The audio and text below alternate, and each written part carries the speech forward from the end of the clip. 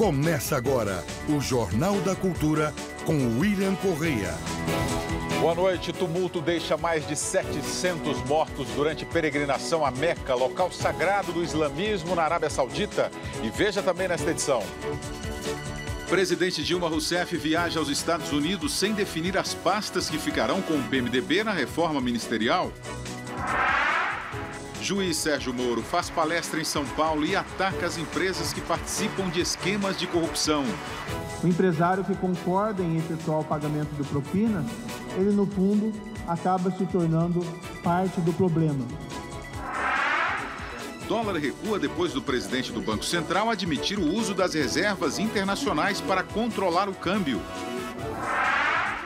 Diferentes categorias profissionais engrossam as greves pelo país. Trabalhador na rua, a luta continua.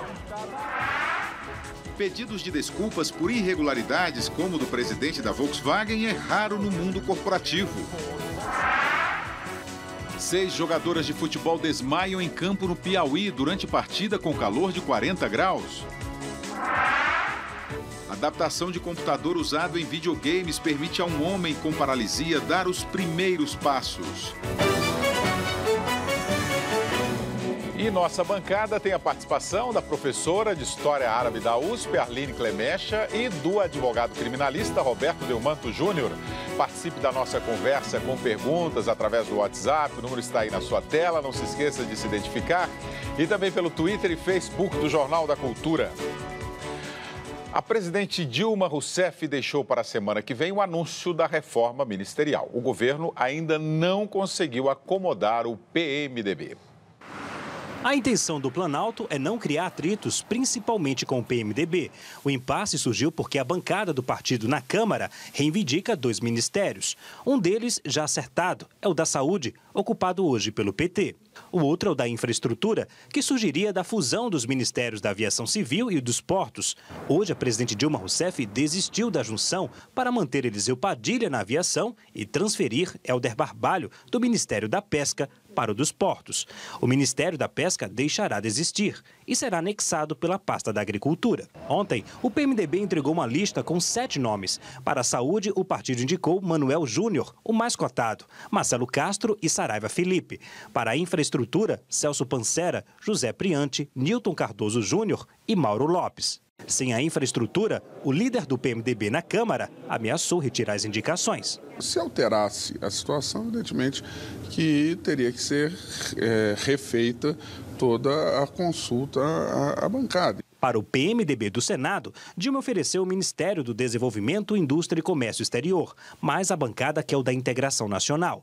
Ao todo, o PMDB deve ficar com 5 ministérios, mas a oferta pode aumentar para 6. O presidente da Câmara disse que o governo não vai resolver o problema com o Congresso, distribuindo ministérios ao PMDB. Mais ocupação de cargo ou menos ocupação de cargo jamais vai resolver as divergências de bases que existiam. Se a presidenta fizer uma reforma ampla e atingir o PT, vai ter insatisfação, como terá em outros partidos. Isso faz parte do jogo. Diante do impasse, a presidente preferiu conversar com os aliados e anunciar a reforma ministerial na semana que vem, depois que retornar de Nova York, onde participa da Assembleia Geral da ONU. Na próxima semana também está prevista a última sessão para votar os vetos presidenciais no Congresso. O governo ainda tem mais um assunto a enfrentar. Hoje, em plenário, Eduardo Cunha leu o rito que deve ser seguido pelos pedidos de impeachment. Foi uma resposta à solicitação da oposição. Ele ainda vai decidir se admite ou rejeita os pedidos protocolados aqui na Câmara. Roberto Delmanto Júnior, boa noite. Boa noite, William. Você não fica preocupado da forma como é feita a distribuição desses cargos? Não se fala de projetos, não se fala de méritos. Olha, William, eu fico, os poucos cabelos que me restam, eles vão ficando em pé. Porque não há nenhuma discussão, como você bem disse, de projeto. É uma mercancia do poder, é algo escandaloso. E veja que essa análise das petições de impeachment ficaram para depois da definição dos ministérios. Quer dizer, não tem seriedade, não dá para acreditar. E tanto os líderes, Michel Temer, Renan e Cunha, eles se preservaram, porque eles não indicaram ninguém para os ministérios. E aí, Dilma foi a base na Câmara dos Deputados e ali eles entraram em alvoroço, indicando já nomes para ocupar, inclusive, o Ministério da Saúde, que é cobiçado, que tem um orçamento gigantesco. Ou seja, o PMDB está louco para ter um candidato à presidência da República. Nós tivemos hoje a propaganda do PMDB na televisão. Desde Orestes Quercia, em 1994, quando perdeu vergonhosamente para Fernando Henrique Cardoso, quando também desbancou Lula no primeiro turno, o PMDB não tem um candidato à presidência da República. Ou seja, eu não tenho dúvida que o Michel Temer está de olho na presidência da República na campanha de 2018. Aline Clemecha, boa noite. Boa noite. A ideia é acomodar todo o PMDB, não importa como. Como é que você vê isso? Como uma tentativa realmente de se proteger num contexto que a gente vai ver daqui para frente de avaliação do futuro mesmo da presidência, do impeachment, dos pedidos de impeachment que estão vindo. E a dependência dela, dessa aliança com o PMDB é muito grande. O Alberto Araújo aqui, essa oferta de cargos não está na raiz dos problemas? Eles querem cargos por motivos programáticos ou pelo peso das verbas? É por tudo. Que é exatamente o que a gente falou aí, né, no início. É um jogo de poder, né? O telespectador, como todos os brasileiros, estão percebendo isso. É algo vergonhoso, não tem princípios, você não tem...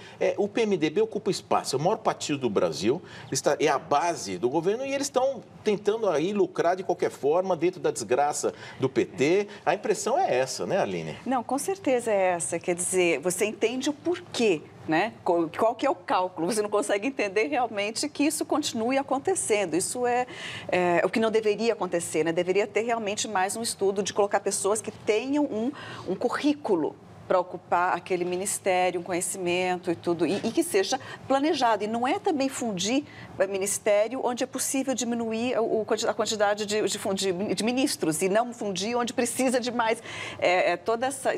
Tudo isso é calculado com base na aliança política. O Alberto Costa aqui pelo WhatsApp, o Alberto Costa é de Praia Grande. O grande projeto do governo é se manter no poder?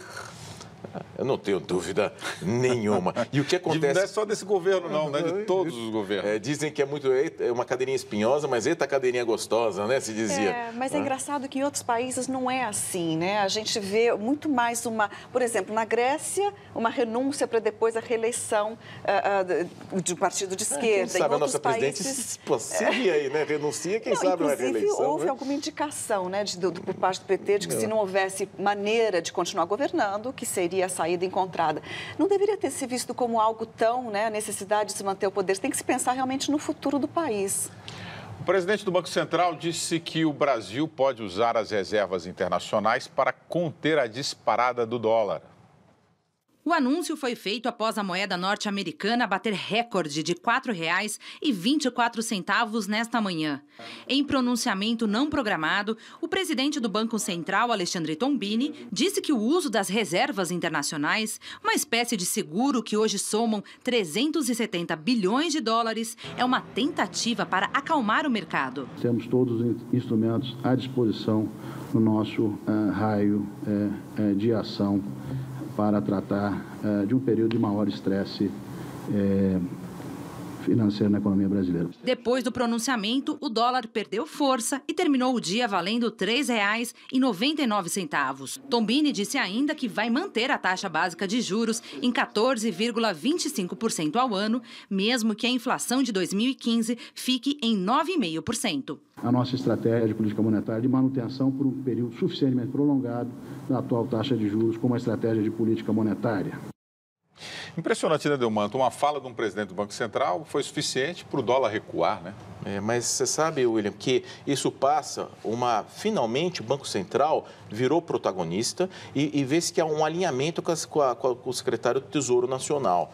Porque ao se admitir que utilizar as reservas de 370 bilhões que nós temos no exterior, o Banco Central mostrou força e apontou, porque viu hoje o dólar bater 4,25, a projeção de juros futuros já estavam estavam fazendo em 17% ao ano, estavam projetando. A especulação dos juros futuros, não 14,25% como hoje. Então, ao ver isso, esse derretimento, o Banco Central finalmente agiu positivamente, foi bem visto no mercado, tanto que os especuladores travou a especulação dos juros futuros e está retomando as rédeas da economia. A notícia é positiva porque o Banco Central passou a agir em sintonia com o Tesouro e finalmente assumiu uma postura proativa e não simplesmente reativa a reboque do Poder Executivo. Agora, eu sei que você, antes de vir para cá, quando tem esses temas políticos, você liga para vários economistas. O que os economistas dizem é que essa ação do Banco Central não interfere muito no mercado agora por conta essa volatilidade do dólar é provocado mais pela questão da crise política, né? Mas eles estanca, pelo que me explicaram, estanca a especulação, que já estavam especulando em juros ao ano em 17% em 2018. Então vence e o Banco Central disse, nós não vamos aumentar, vai ficar a taxa 14,25 por muito tempo. Ou seja, travou a especulação e 370 bilhões é muito dinheiro. Então vamos utilizar parte das nossas reservas para segurar esse momento tão difícil do Brasil. O Ivo Santos está perguntando aqui pelo Twitter, quantos dias será que vai durar essa reserva? O juiz federal Sérgio Moro exorta empresários a combater esquemas de corrupção. Moro foi o principal palestrante de um debate em São Paulo promovido pelo LIDE, Grupo de Líderes Empresariais. Sérgio Moro foi aplaudido de pé pelos 580 empresários que participavam do encontro. Na palestra, o juiz citou a Operação Mãos Limpas, uma das maiores operações anticorrupção da Itália, para traçar um paralelo com a Operação Lava Jato. Moro disse que muitas vezes os empresários são achacados por organizações criminosas, mas também se beneficiam dos esquemas montados em parceria com agentes públicos. Nesses casos, a corrupção se torna sistêmica. O empresário que concorda em efetuar o pagamento do propina, ele no fundo acaba se tornando parte do problema. Sérgio Moro preferiu não comentar a decisão do Supremo Tribunal Federal de separar a investigação de irregularidades no Ministério do Planejamento durante a gestão da senadora Gleisi Hoffmann do processo do Petrolão. A medida abre caminho para que o juiz não seja mais responsável pelos casos descobertos a partir da Lava Jato e que não estejam diretamente ligados à Petrobras, como, por exemplo, a corrupção na eletronuclear. O juiz Sérgio Moro defendeu alterações estruturais no Poder Judiciário para aumentar a punição dos crimes de corrupção no Brasil, principalmente no que diz respeito ao andamento dos processos. Segundo ele, caso isso não aconteça, a Operação Lava Jato pode não trazer as mudanças esperadas. A Operação Lava Jato já teve 19 fases e as investigações continuam. Executivos da construtora Andrade Gutierrez, presos em Curitiba, estudam seguir o mesmo caminho da Camargo Correia e assinaram um acordo de leniência, que é semelhante a uma delação premiada. A intenção seria garantir que a empresa continuasse autorizada a manter contratos com o poder público e blindar os acionistas contra futuras ações criminais. Na palestra, Sérgio Moro chamou a atenção para projetos de lei que tornem o crime de corrupção mais severo. Não tem nenhum sentido subverter a presunção da inocência para exigir que alguém condenado em primeira e segunda instância só vá para a cadeia ao final do processo. Então tem que agilizar, diminuir o número de recursos protelatórios, tornar o processo menos burocrático, menos cartorial e mais efetivo. Vamos por parte, né? Pelo Moro lá. O Moro disse nesse encontro que as empresas que participam dessa malandragem institucional são muitas vezes até mais corruptas do que os próprios políticos corruptos. A malandragem está no mundo inteiro. Nós tivemos o exemplo na Alemanha, inclusive, eu acho que será pauta aqui, do executivo da Volkswagen. Ou seja, isso acontece no mundo empresarial, no mundo corporativo, pela ânsia de aumentar a participação no mercado, aumentar os bônus no final do ano e assim por diante. Porém, o empresariado, eu acho que aí está certo, o empresariado tem que boicotar a solicitação de propina. Não deve pagar propina, não deve aceitar ser achacado, tem que resistir a isso, porque a corrupção ativa depende da corrupção passiva e a corrupção passiva depende da corrupção ativa. Se nós tivermos a conscientização e a estrutura para dizer não à corrupção, eu não tenho dúvida que o Brasil será um país muito melhor, porque sempre são necessárias as duas partes, o corrupto e o corruptor. Quebrando uma delas, será diminuída em muito a corrupção no Brasil. Delmanto, agora vamos falar sobre outra questão, que é o fatiamento. O Vaguinho Wagner, que vou aproveitar a pergunta dele. O fatiamento da Lava Jato não seria uma tentativa de golpe por parte do governo, uma manobra para enfraquecer uma investigação, uma vez que os juízes do STF foram indicados por Lula e Dilma?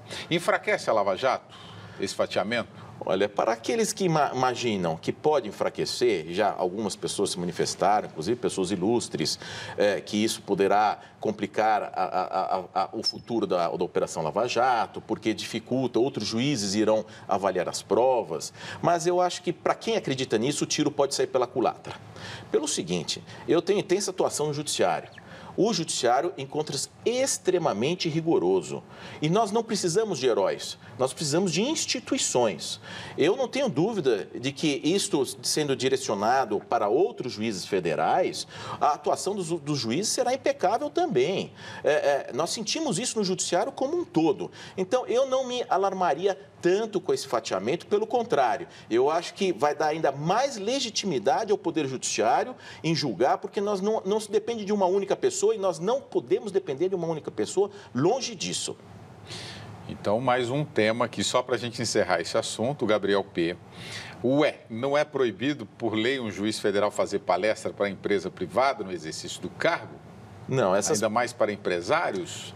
Porque as pessoas estão preocupadas com essa coisa de tratar o Moro como um artista, sendo aplaudidos, né? Na verdade, essas palestras não são pagas, não se recebe nenhum centavo por isso, pelo contrário, não há nada, absolutamente nada.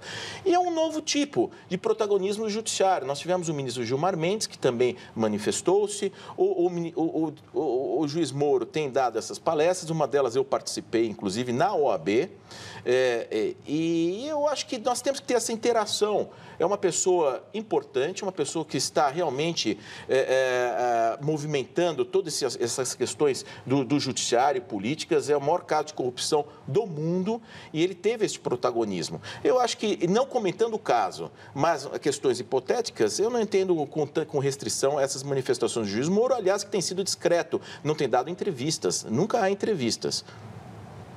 Podemos seguir, Arline Clemecha? Concorda com o Delmanto, é isso, Concordo, está muito bem exposto, vamos em frente. Veja a seguir, aposentados e pensionistas recebem a primeira parcela do 13º e um tumulto na peregrinação à Meca, na Arábia Saudita, deixa mais de 700 mortos.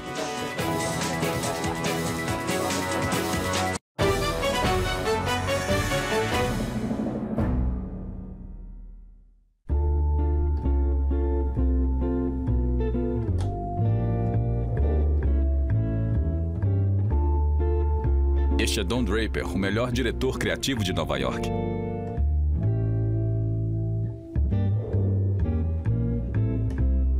Tira o resto da tarde de folga. Podemos... Quando eu disse que você tinha tudo, estava errado. Oh, meu Deus!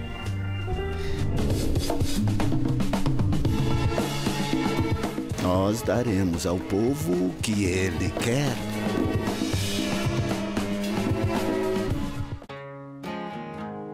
O que eu gosto no Bradesco Prime é a atenção que eles dão pra gente.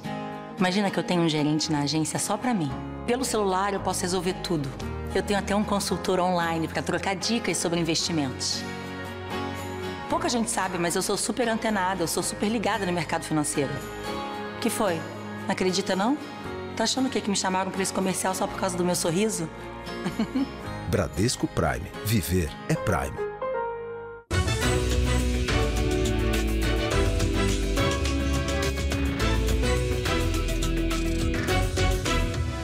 Agora você pode assistir ao programa Roda Viva ao vivo no seu celular. Boa noite. E participar de enquetes, acessar as melhores entrevistas, interagir com as redes sociais onde e quando você quiser. Baixe o aplicativo. É grátis. É mais informação na palma da sua mão.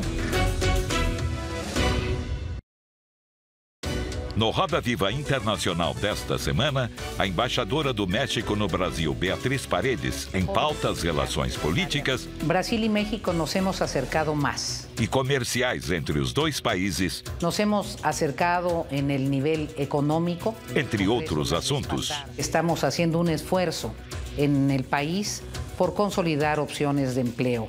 quinta, 11h30 da noite.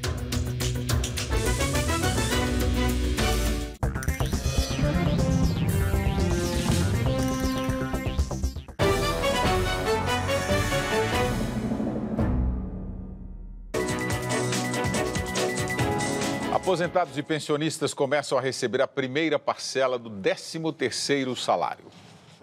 28 milhões de aposentados, pensionistas e beneficiários do auxílio-doença vão receber o adiantamento. Ao todo, segundo o Ministério da Previdência Social, serão liberados 16 bilhões de reais. Hoje começou a receber metade do 13º quem ganha até um salário mínimo de aposentadoria. O pagamento para quem recebe acima do mínimo começa em 1º de outubro. A conta de luz pode ficar 8% mais cara, segundo a Agência Nacional de Energia Elétrica. O motivo foi a decisão judicial que isentou as empresas de pagar a contribuição de desenvolvimento econômico, a ACDE, um dos encargos na conta de energia. A ANEEL informou que vai repassar a cobrança aos consumidores, enquanto recorre da decisão judicial. A ACDE financia programas do governo, como Luz para Todos, e permite isentar as famílias de baixa renda. Amigos fizeram doações para ajudar no enterro do menino baleado ontem no bairro do Caju, na zona norte do Rio de Janeiro. Erinaldo Santana, de 11 anos, foi baleado após sair de casa para comprar uma bolinha de ping-pong. Houve protestos durante o funeral do garoto. Com medo da violência, as escolas do bairro amanheceram fechadas. A UPP do Caju afastou 5 policiais que patrulhavam a área no momento em que Erinaldo foi atingido. Um policial militar foi preso por suspeita de participação na chacina que deixou 4 jovens mortos no fim de semana em Carapicuíba, na Grande São Paulo. Segundo o secretário de Segurança Pública, Alexandre de Moraes, os 4 adolescentes teriam roubado a bolsa da mulher do policial detido. Os jovens foram baleados em frente à pizzaria onde trabalhavam como entregadores e eles não tinham passagem pela polícia. O rei da Arábia Saudita ordenou mudanças na peregrinação a Meca depois da pior tragédia em 25 anos. Um tumulto durante o Hajj, a cerimônia religiosa muçulmana, resultou em 717 mortos e 860 feridos. 2 grupos grandes de peregrinos se aglomeraram em um cruzamento do Vale de Mina, que fica a 4 quilômetros de Meca. Houve tumulto, várias pessoas caíram e centenas foram pisoteadas. 220 ambulâncias e 4.000 soldados foram acionados para resgatar as vítimas. As imagens da tragédia chocaram o mundo e o rei saudita, que pediu investigação e revisão nas regras do Hajj. O ministro de Saúde alegou que muçulmanos da África não seguiram as instruções de segurança e provocaram as mortes. A peregrinação é uma das maiores aglomerações religiosas do mundo. Há 2 semanas, um guindaste caiu em cima de uma mesquita em Meca e matou 109 pessoas. Em 2006, um acidente similar ao de hoje, durante o ritual de apedrejamento, matou 364 pessoas. Muito bem, e aqui no telão vamos explicar melhor o que significa essa peregrinação a Meca, evento religioso que atrai 3 milhões de pessoas por ano. Arline Clemecha, vamos ajudar aqui a entender. Estamos diante de um mapa aqui, Arline, que, pelo que tudo indica, eu acho que são as pessoas de onde partem esses peregrinos, não é isso? Exatamente. Indicados aqui, a gente vê os maiores países islâmicos do mundo. Então, o maior deles é a Indonésia, de onde saíram 180, aproximadamente 1.000 peregrinos, Paquistão, Índia também, uma grande população de muçulmanos, Irã, Egito, Turquia. Depois, Marrocos, a Nigéria também tem uma grande população islâmica. E esses peregrinos, todo ano, né, quando podem, se inscrevem para fazer o Hajj. Agora, Arline, eu falei aqui na introdução que são 3 milhões de pessoas, na verdade, 2 milhões de pessoas, né? Mas eles limitam ainda a presença dessas pessoas em Meca, não é isso? É, justamente porque tem muito peregrino querendo fazer o Hajj, a Arábia Saudita coloca um limite de 0,1% da população de cada país muçulmano, ou 0,1% da população muçulmana de cada país que tem a permissão para fazer o Hajj. Então, tem filas, a pessoa se inscreve, custa muito, né? Custa algo como 4.000 euros uma peregrinação dessas, sai muito caro. E dentro do islamismo, a norma não é rigorosa, tem que fazer o Hajj. Deve fazer todo muçulmano que tem condições financeiras e de saúde de fazer essa peregrinação. Como é que surgiu o Hajj? O Hajj é o que, na verdade? É uma peregrinação, é isso? É uma peregrinação que tem um sentido de purificação, é um dos 5 pilares do islamismo, ou seja, é muito fundamental dentro do Islã. E surgiu na época de Muhammad mesmo, de Maomé, o profeta, quando, em 632, ele reintegrou Meca, a Umma, a comunidade islâmica, porque Meca estava brigada, digamos assim, com Muhammad, né? O profeta, ele é de Meca, ele era da tribo Quraishita, do clã Hashemita de Meca, mas ele desagradou a elite de Meca com a sua mensagem, que na época era uma mensagem revolucionária, enfim, e foi para Medina. E depois, isso durou 10 anos em que ele ficou em Medina antes de morrer, e antes disso ele voltou para Meca, fez a paz com Meca, reintegrou Meca dentro da Umma, e aí estabeleceu esse rito, que é um pilar do islamismo, de viagem para Kaaba, principalmente, porque a Kaaba, William, o islamismo atribui a construção dela a Abraão. Né? Então, e tem uma pedra negra, que é supostamente um meteoro, que também se atribui à época de Abraão. E isso coloca uma linhagem comum entre as 3 religiões monoteístas, o judaísmo, o cristianismo e o islamismo, todas elas abraâmicas. Vamos para o próximo telão. O próximo telão é Meca aqui, né? E agora, explica a movimentação, esse risco aqui. Eles não ficam parados no lugar, né? Isso é por isso que ocorreu o acidente, não é? Isso. Bom, aqui em Mina tem um grande acampamento onde muitos ficam alojados. Eles começam ali em Meca, não é isso? Eles vão peregrinando até Mina, né? Isso, eles hospedam em Mina, não é? Descem para o Monte Arafat, onde supostamente Maomé teria recebido as revelações, segundo a tradição islâmica. Do Monte Arafat passam por um caminho onde pegam uma pedra para jogar num desses pilares que simbolizam o diabo. Porque aí se faz esse rito, que foi onde aconteceu todo o problema de apedrejamento do diabo, que é para simbolizar a forma como, na época, Abraão teria resistido às tentações do diabo, às 3 tentações do diabo, e ele resistiu a elas. Então, esse rito é de jogar pedra nesses 3 pilares que simbolizam a derrota das 3 tentações do diabo sobre Abraão. O último acidente onde morreram quase 400 pessoas foi exatamente por conta disso. Exatamente. Né? Porque... E esse agora foi porque uns peregrinos queriam ir para voltar de Arafat para Jamarat, né? E outros queriam ir de Meca para Arafat, é isso? Exatamente, porque assim, as distâncias aqui não são tão grandes, tá? E com muitas pessoas, quer dizer, quem vai fazer o Hajj, antes de ir mesmo, recebe um treinamento, um curso, filme, sabe o que fazer, o roteiro e tal. O que provavelmente aconteceu, o que tudo indica, é que essas centenas de pessoas, tendo jogado a pedra, deveriam continuar ato contínuo para a saída. E talvez uma das rotas, né, das estradas estivesse fechada e essa população toda retornou por um caminho que não poderia. E aí acontece esse encontro assim de... E se isso não estiver muito bem coordenado, é tanta gente que acontece uma tragédia dessas. Mas o governo da Arábia Saudita não tem feito obras, inclusive uma obra resultou em mortes, né? Há uma semana, se eu não me engano. Não tem feito obras para justamente evitar esse tipo de acidente, que o Irã culpou o governo da Arábia Saudita. Né? Justamente, né? É isso que todo mundo pergunta. O próprio Irã, que já não é, né, amigável com a Arábia Saudita, está culpando o governo da Arábia Saudita de não ter organizado direito o Hajj. A Arábia Saudita faz obras, aumenta o espaço nas mesquitas, aumenta o espaço nas estradas, aumenta os acampamentos, faz assim muita... Agora, a população islâmica no mundo aumenta, coloca cotas, a cota que eu mencionei de 0,1% da população islâmica que pode fazer a cada ano Hajj, e mesmo assim sofre esse tipo de problema, né? Mesmo com toda a organização e tudo, e problemas que acabam morrendo, né, centenas e centenas de pessoas devido à imensidão desse rito. E só para a gente encerrar, todas as etnias de muçulmanos se encontram nesse evento? Sim. Xiitas, sunitas? Sim, porque o islamismo, ele historicamente se entende como é que surgiram as divisões do islamismo, mas é só uma religião. Então, não importa se é xiita, se é sunita, qual linha das 4 linhas xiitas, né? Porque são 4 linhas xiitas, não importa. São todos muçulmanos, todos têm o Hajj como um dos 5 pilares do islamismo e procuram fazer a peregrinação. Muito obrigado, Aline Clemecha. Nas relações sociais, pedir desculpas por um erro cometido é uma reação natural e civilizada. Entre as empresas, a história é outra. O apartamento que Sérgio comprou foi entregue em fevereiro deste ano. Não demorou muito e as infiltrações começaram a aparecer.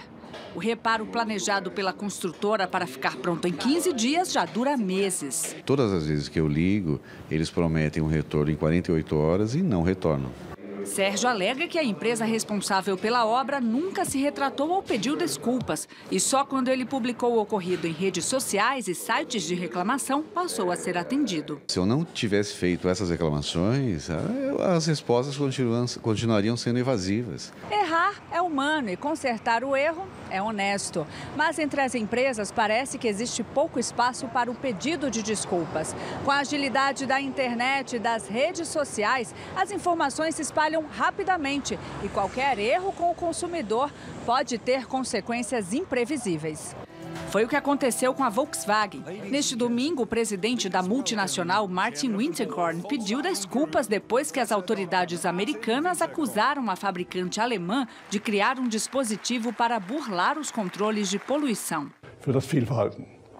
Em julho, a empresa japonesa Mitsubishi fez um histórico pedido de perdão aos prisioneiros de guerra americanos forçados a trabalhar em suas minas durante a Segunda Guerra Mundial. Também no Japão, o deputado Ryutaro Nonomura, da Assembleia de Hyogo, foi às lágrimas ao assumir as acusações de que teria gasto cerca de 22 mil euros dos contribuintes em visitas a termas quentes.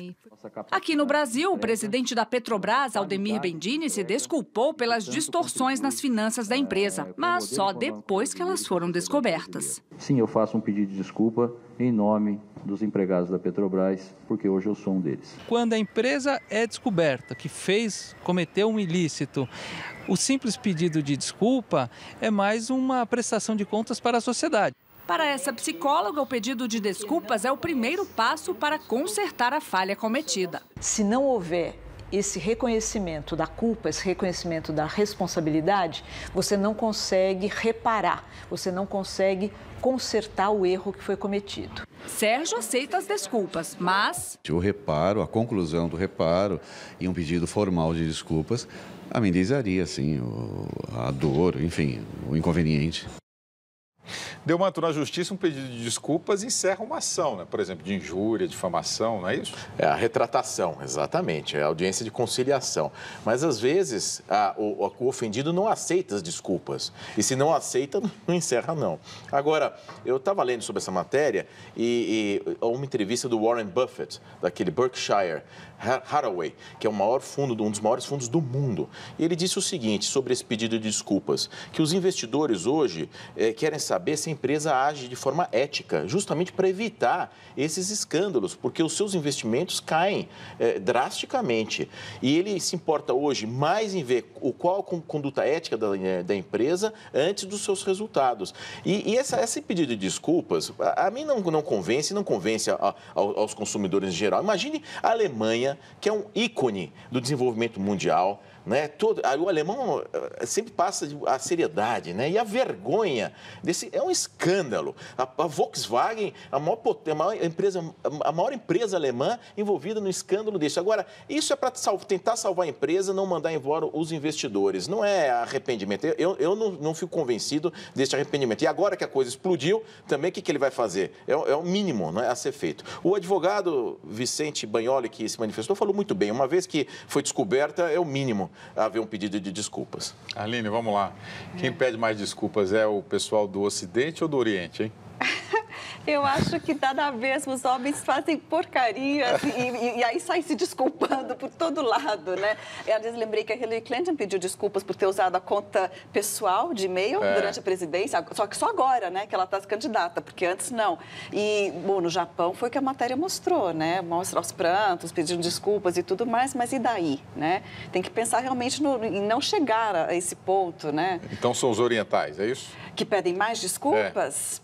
Olha, William, eu acho que depende de onde. O Japão tem, né? O Japão tem uma cultura muito rígida nesse aspecto. Se a gente pega outro caso, por exemplo, né, dentro do islamismo, já que a minha especialidade, né, a história do Islã, você tem casos não de desculpas, mas de compensação por erros. Então, uma pena de morte, a pessoa, a família que foi, sei lá, injustiçada, ela pode não desculpar, mas abrir mão da vingança, que seria, enfim, seria muito longo explicar todo o caso, mas existem maneiras de compensar, mas não exatamente pedir desculpas. Então, acho que de cultura em cultura, cada um tem seu jeito de superar um problema desses, né? A Maricel, aqui de Pelotas, do Rio Grande do Sul, o brasileiro não pede muitas desculpas por causa da vergonha? Eu acho que, aliás, muitos dos nossos políticos deveriam pedir desculpas pela vergonha do nosso país, né? Talvez se seguisse o exemplo, hipócrita ou não, do alemão, nosso país pudesse começar a mudar. Eu acho que a desculpa, nesse sentido, o reconhecimento do erro é o primeiro passo, né? E pressupõe humildade. Agora, se ela é sincera ou não, nós temos as nossas dúvidas, mas pressupõe um erro. Eu acho que eu esperaria dos nossos políticos, dos nossos governantes, um grande pedido de desculpa em nome dos brasileiros. Pois é, e sobrou para a gente aqui da imprensa. O Luiz Carlos Castro está falando que a imprensa também raramente pede desculpas quando erra. Então, eu peço desculpas para nós da imprensa que não pedimos desculpas. Tá bom, Luiz? Depois da Volks, a montadora BMW entrou na mira da justiça alemã. A fabricante de carro de luxo também é suspeita de adulterar a emissão de poluentes. A revista alemã Bild acusou o modelo BMW X3 a diesel de apresentar resultados diferentes dos testes das agências reguladoras. Nas estradas, a emissão de poluentes foi 11 vezes superior ao permitido. A montadora negou a manipulação de emissão de gases tóxicos e se ofereceu para novos testes. Uma investigação foi aberta. Hoje, a Volkswagen admitiu que os sistemas de níveis de poluição dos carros da montadora também foram alterados na Europa. 53% dos automóveis da marca vendidos no continente no ano passado foram de motor a diesel. Delmanto, agora eles vão começar a investigar se todas as empresas cometeram esse erro, né? Inclusive no Brasil, e nós temos aqui o artigo 64 do Código de Defesa do Consumidor, que impõe à empresa o dever de recall, de chamar de volta aqueles produtos dos quais ela tenha conhecimento que tem alguma falha, que oferecem algum risco. E aqui é o risco ambiental. É uma pena pequena, de 6 meses a 2 anos de prisão, porém, existe isso no Código de Defesa do Consumidor. Eu não ficaria surpresa não, né? Se fizeram esse erro na Alemanha, é bem capaz que esteja bem generalizado e aqui também, né? Em instantes, Papa Francisco vai ao Congresso americano e pede o fim da pena de morte. E servidores públicos aumentam a pressão para tentar negociar aumento salarial acima da inflação.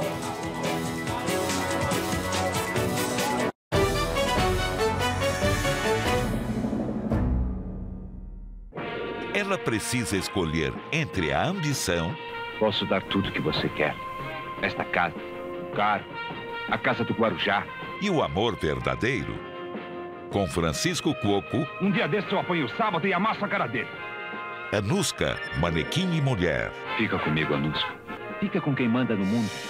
Sábado, meia-noite, no Cine Brasil. Neste domingo, ao meio-dia, eles vão encarar a emoção de uma disputa. Gabriel. Eu achei encantador. Giovanna. Você nos deu uma aula de afinação. Gabriel. Você é muito grande quando você está tocando. E Érico. É sempre um prazer a gente ouvir esses candidatos com esse nível. Ministério da Cultura e TV Cultura apresentam Prelúdio 2015. Espaço para jovens músicos mostrarem seu talento. Terceira eliminatória. Fique ligado. Olhando assim, parece um simples cartão, mas na mão de 14 milhões de famílias, ele ajudou o Brasil a avançar e sair do mapa mundial da fome. E sabe o que mais ele está fazendo? Salvando vidas. As crianças são acompanhadas e vacinadas. E assim, a mortalidade infantil caiu. Bolsa Família é mais do que renda. É uma geração inteira crescendo com saúde. Se você recebe o Bolsa Família, faça o acompanhamento de saúde da sua família. Domingo, 9 da noite. Histórico, emocionante para todos nós.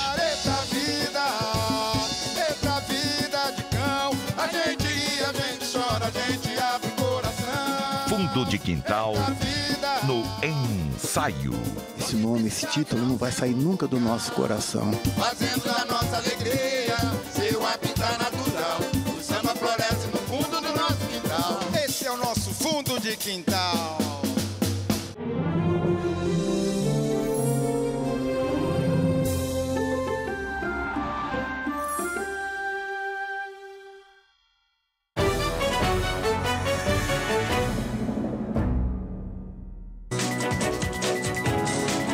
Com os preços mais altos e os salários corroídos pela inflação, servidores públicos de várias categorias estão em greve em todo o país.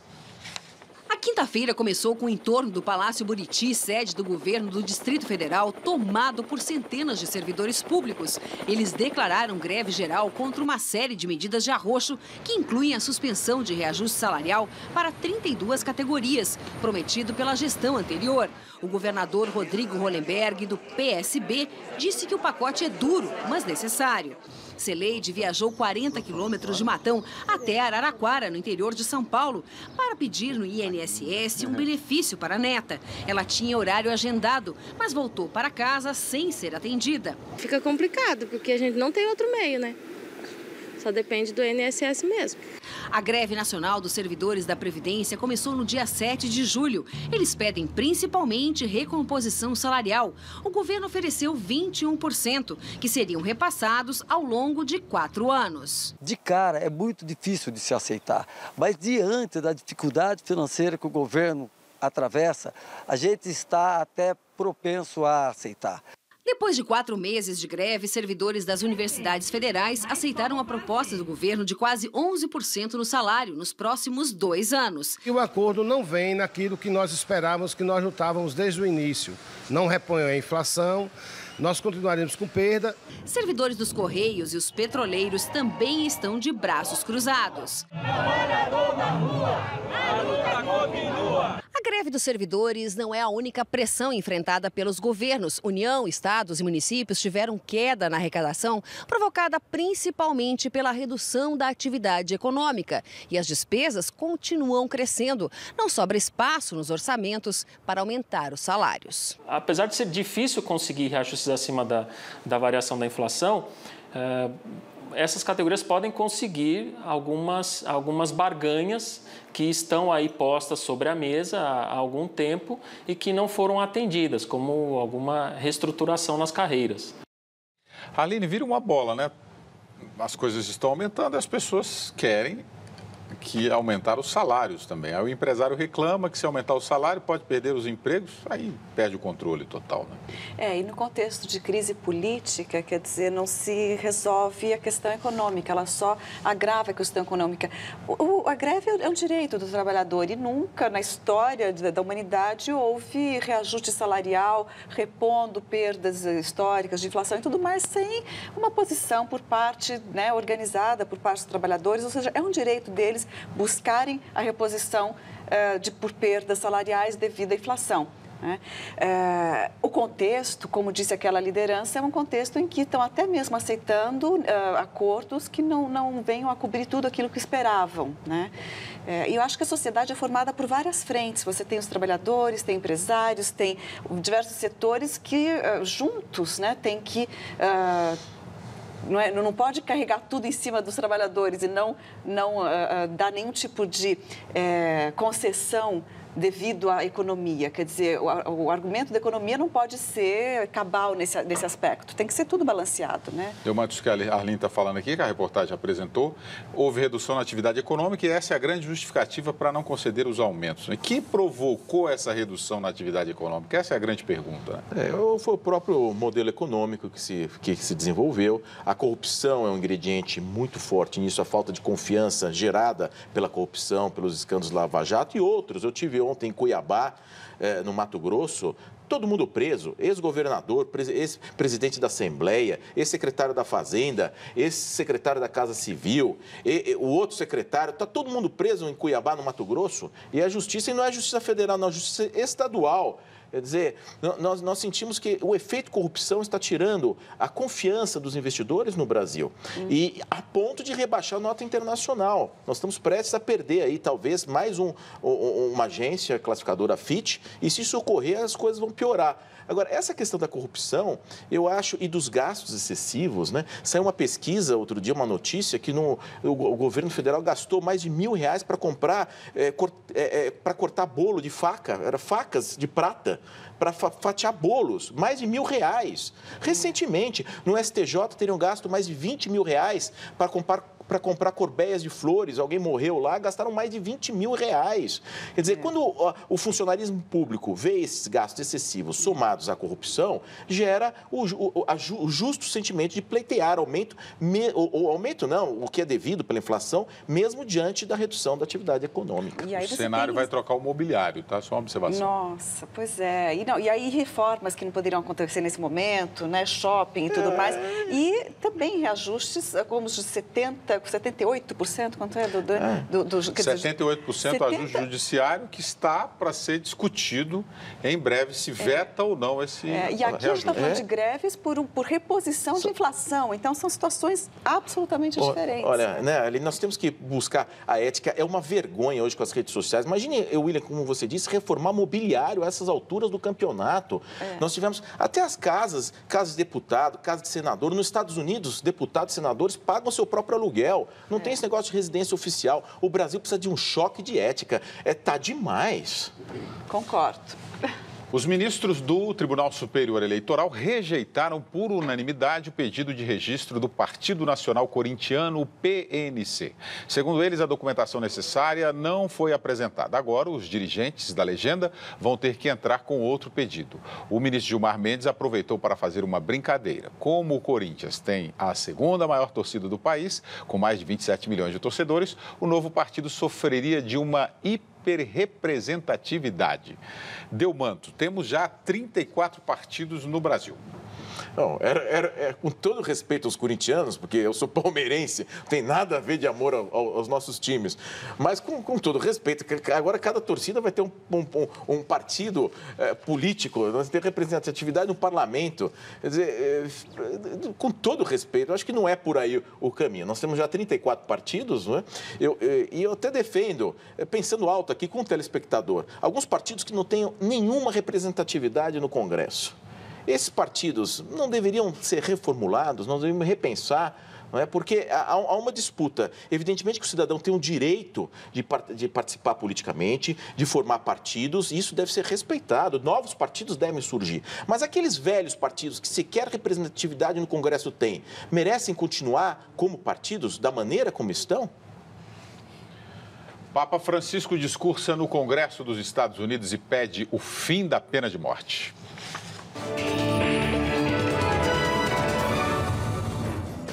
O Papa Francisco foi aplaudido diversas vezes. Lembrou que era filho de imigrante, assim como muitos políticos, e solicitou o fim da hostilidade contra estrangeiros. Pediu a proteção dos vulneráveis a ações dos fundamentalistas. Defendeu a luta pela igualdade e o fim da pena de morte. Ainda convocou os americanos a defender o meio ambiente. Na saída, abençoou a multidão na frente do Capitólio.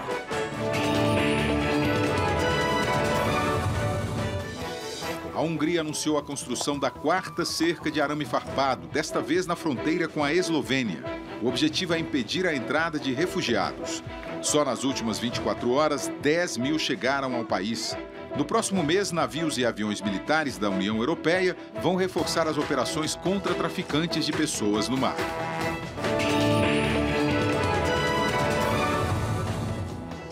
No México, os pais dos 43 estudantes desaparecidos iniciaram um protesto de 43 horas e uma greve de fome. No sábado, completa um ano que os jovens sumiram, depois de uma manifestação contra políticos ligados ao crime organizado.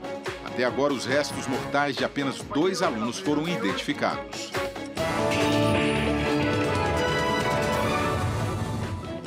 O exército da Nigéria resgatou 241 mulheres e crianças de um acampamento do Boko Haram. 43 guerrilheiros foram presos. Ainda não se sabe se no grupo estão as 200 estudantes sequestradas no ano passado. Desde 2014, o Boko Haram capturou 2.000 mulheres. Os guerrilheiros lutam pela criação de um Estado Islâmico no norte da Nigéria. Arline. Olha, William, o Boko Haram é um grupo que realmente ele tem passado a sua atuação, para além das fronteiras da própria Nigéria, né, que preocupa muito. Depoimentos de soldados nigerianos que chegam para lutar contra o Boko Haram se assustam de como estão organizados, né, esses guerrilheiros radicais aí na Nigéria. É um caso que tem sido muito difícil de ser controlado, mesmo o novo governo que entrou agora com uma agenda de forte atuação contra o grupo. De resto, eu também só queria chamar a atenção para a agenda do Papa nos Estados Unidos, no Congresso, né? Mencionando a sua oposição, o seu desejo, na esperança de que se termine com a pena de morte nos Estados Unidos. Eu sou católico assumido e sou fã do Papa Francisco. E traz uma mensagem muito bonita. E além da proteção do meio ambiente, que eu sou também ambientalista, mas a questão da pena de morte. Eu sempre pergunto para aqueles que defendem a pena de morte. Muitas vezes a minha sogra é uma delas. Ela assiste aqueles programas televisivos à tarde e me telefona: Roberto, você viu que mataram, não sei o quê? Tinha que ter pena de morte. A minha sogra é uma delas, das defensoras. Eu pergunto: como seria concurso público para carrasco? Então, está instituída a pena de morte no Brasil. Então, quem que será o carrasco? Então, imagine o edital, ou seja, o sujeito tem que ter, ou ser um psicopata, uma pessoa extremamente fria. Por quê? Quais seriam os requisitos, né? Teria aquele exame de Rorschach, que põe aquelas manchas, né? Uns veem uma borboleta, outros veem um morcego, naquele exame. Qual o critério por um carrasco? Quer dizer, é tão absurda a pena de morte, com todo respeito àqueles que defendem a pena de morte, mas como se ela implementar ela, o sujeito volta para casa: papai, o que você fez hoje? O papai trabalhou bastante hoje, papai, executei 2, 3 com injeção. É complicado isso, né? Eu acho que aqui no Brasil a gente tem informalmente muita gente que já trabalha desse jeito, né? A única coisa é que você coloca uma questão seguinte: a pena de morte vai ter gente institucionalizada nesse cargo, hoje não é institucionalizado, e numa coisa que não resolve. Quer dizer, as estatísticas de criminalidade, de mortes, de criminalidade com massacres, com mortes nos Estados Unidos não diminuíram por causa da pena de morte. Pelo contrário, mostram que só aumenta, que a existência da pena de morte não é garantia para diminuir a criminalidade, enfim, a barbaridade dentro do país. Essa é uma bola dividida, como nós dizemos, e eu concordo com a Arline aqui pelo seguinte: é tão fria a pena de morte, quer dizer, o sujeito tem hora para morrer, dia, quer dizer, é algo frio, calculista. Quer dizer, realmente, por questões não só religiosas, mas questão... Eu não consigo concordar com a pena de morte. Agora, na prática, nós temos assistido essas chacinas no Brasil. A nossa polícia é que se envolve com mortes, é a polícia que mais mata no mundo, por vezes em legítima defesa, outras vezes não. Quer dizer, isto é algo muito preocupante em questão de segurança pública, inclusive a polícia de São Paulo e também de outros estados da federação. Nós temos na prática uma pena de morte e se ela tivesse resultados, a nossa criminalidade não seria tão alta. O William Souza aqui, só uma observação sobre o que você falou aí, a questão do carrasco. Eu recebi algumas mensagens do WhatsApp, as pessoas se candidatando para ser carrasco. A minha sogra estaria lá de também. Políticos corruptos. Mas pensou em executar isso? É complicado. Claro, né? A gente está fazendo até uma brincadeira aqui, né? O William Souza, pelo Facebook: as estatísticas envolvendo crimes são confiáveis, Delmato? Olha, eu ponho o pé atrás em tudo que é estatística, porque se dizia, né, que elas mostram quase tudo, mas não o essencial. Não é? Isso, nós já temos essa frase no nosso dia a dia. Eu não confio nas estatísticas, porque tudo depende de como elas são feitas, né? Nós temos que olhá-las sempre com cuidado. Arline, ainda uma pergunta sobre o Boko Haram. O Antônio Pedro aqui está perguntando se o Boko Haram e o ISIS têm a mesma ideologia. Olha, são grupos completamente diferentes. Tem semelhanças entre a sua ideologia, mas não é a mesma. Há um islamismo radical, quer dizer, a fonte é de um islamismo radical para um e para outro. Mas a maneira como eles atuam e colocam isso em prática não é a mesma. Apesar do Boko Haram, num ato muito até midiático, digamos assim, declarou filiação ao ISIS. Não faz muito tempo, mas numa filiação que não teve nenhum efeito prático. O ISIS, enquanto ele tem estabelecido várias formas de organização de Estado mesmo, ou seja, de tentativa de administração mal e mal, o Boko Haram não está nesse estágio, pelo menos. Para encerrar esse assunto, ainda falando sobre pena de morte aqui, muitas mensagens, Delmanto. O Emilson Nunes Costa falando que o alto grau de precisão científica da perícia criminal me dá a segurança de defender a pena de morte para crime hediondo. É uma questão de princípio, né? Os Estados Unidos têm pena de morte, outros países têm pena de morte. É uma questão de princípio. Eu não consigo conviver com a pena de morte. Embora, emocionalmente, se você tem um parente seu assassinado ou violentado, o instinto humano é de autopreservação, né? Numa legítima defesa, nós podemos fazer quase tudo num momento de legítima defesa, num momento de desespero. Agora, daí para institucionalizar a pena de morte, essa que depois de 10, 15 anos do cometimento do fato, o sujeito vai para o corredor da morte com hora marcada para morrer e ser executado de forma fria, eu não consigo conviver como ser humano que sou, eu não consigo lidar com isso. Eu sou contrário à pena de morte por esses motivos. Daqui a pouco, o computador que lemente ajuda paraplégico a andar e 6 jogadoras de futebol desmaiam durante uma partida no Piauí.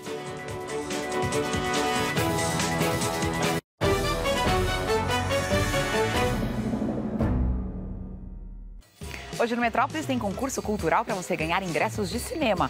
A gente visitou novas lojas de vinil e tem também música de primeira no nosso estúdio. O arranjador e pianista Elmir Deodato, às 11 da noite.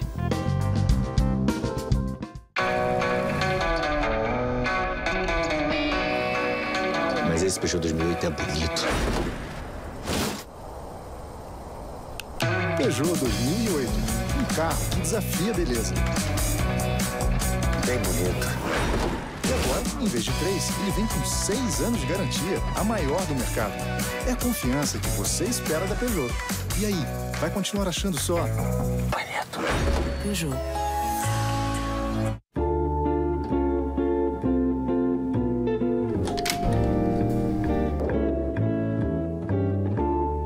É o que eles querem. Nada a temer enquanto tivermos novos negócios. Não. Sim. Ai, meu Deus! Só estou aqui para mostrar a continuidade do nosso serviço. Extraordinário. Eu cuidarei disso pessoalmente.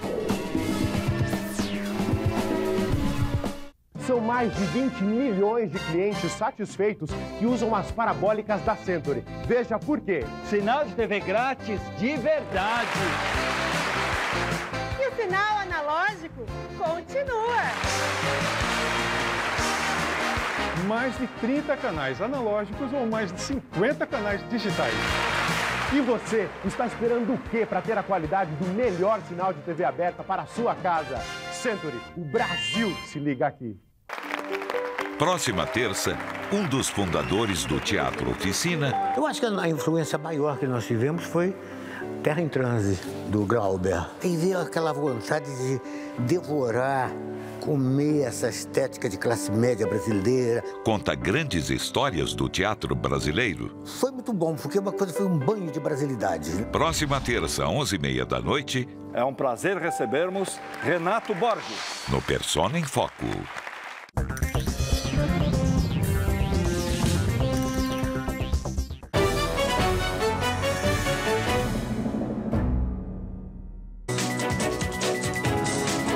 Nos Estados Unidos, um paraplégico caminhou 4 metros com a ajuda de um computador usado em videogames. Os cientistas adaptaram um sistema para capturar os sinais cerebrais por uma touca e emitir estímulos aos músculos das pernas. Com a ajuda de um andador, o paciente com paralisia conseguiu recuperar parte do controle e dar alguns passos.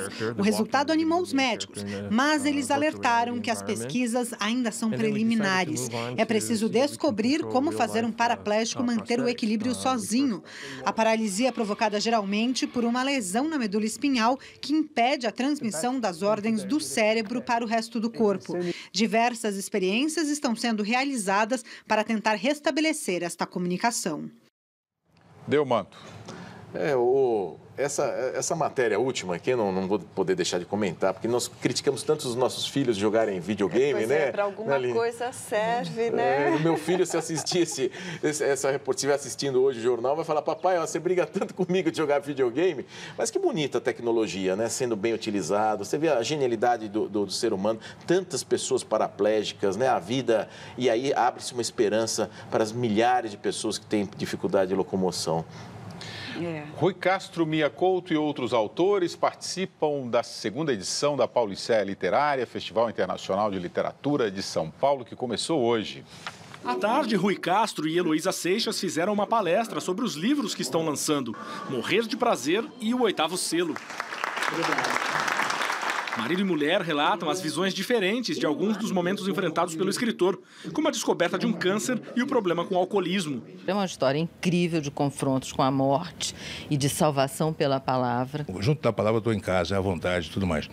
E foi assim até hoje, entendeu? A Pauliceia Literária terá outras 9 mesas temáticas como esta. O objetivo do evento é valorizar a leitura, valorizar a boa leitura e valorizar a leitura variada. A mensagem principal da Pauliceia Literária é leiam. Vão participar ainda convidados estrangeiros, como o cubano Leonardo Padura, autor do livro O Homem que Amava os Cachorros, e o moçambicano Mia Couto, que recebeu em 2013 o Prêmio Camões, o maior da literatura em língua portuguesa, pelo conjunto da sua obra. O evento vai até sábado na sede da Associação de Advogados de São Paulo. Só informação aqui de última hora, a greve do INSS acabou depois de 2 meses. Delmanto, o Roberto Calil aqui, só para a gente encerrar, porque sobrou um tempinho no final do jornal. Roberto Calil Lessa está falando aqui, William, você não vai falar sobre o pronunciamento de hoje do PMDB? Eu não assisti, você deve ter assistido. Isso, eu vi os lances do pronunciamento e está lá, é hora de reunificarmos os sonhos, né? O PMDB está louco para ter um candidato à presidência da República e tudo indica será o Michel Temer, né? Agora, eu gostaria, além disso, de parabenizar a Associação dos Advogados de São Paulo, o presidente Leonardo Sica, por essa iniciativa, trazendo aqui Mia Couto, essa iniciativa literária e que engrandece as nossas letras jurídicas. Agora, você falou do PMDB aí, voltando ao PMDB, a distribuição de cargos não é suficiente para acalmá-los ou não? Olha, acalmá-los para não tirar Dilma do poder agora, né? É tudo mercancia, William, é poder. Eu não tenho dúvida nenhuma que nós teremos um candidato à presidência da República do PMDB, a não ser que eles continuem como eminências pardas aí, dominando o governo inteiro, seja uma presidência fantoche, digamos assim. Mas está na hora do PMDB também, o maior partido do Brasil, tem um candidato. Desde Orestes Quercia, em 1994, eles vão ter um candidato à presidência da República. Teve um comentário nos bastidores lá de Brasília de um parlamentar dizendo, se o PMDB pode ter todos os ministérios, por que 4? É essa a sua fala aí, né? Roberto Delmanto Júnior, muito obrigado pela participação no Jornal da Cultura. Boa noite para você. Arline Clemecha, muito obrigado pela aula de História e boa noite para você. Boa noite. Se você está achando que não aguenta mais dias tão quentes, presta atenção nessa notícia aí. 8 jogadoras de futebol passaram mal em campo por causa do sol de 42 graus em Teresina. 6 desmaiaram e foram parar no hospital. Elas são jogadoras do Viana, time do Maranhão, e perderam de 10-0 para o Tiradentes do Piauí pelo Campeonato Brasileiro. O juiz teve que encerrar a partida mais cedo por falta de atletas. Não perca amanhã o Jornal da Cultura, primeira edição, ao meio-dia, e acesse o nosso canal do YouTube. O endereço é youtube.com/Jornal da Cultura. Uma ótima noite para você e nos vemos amanhã.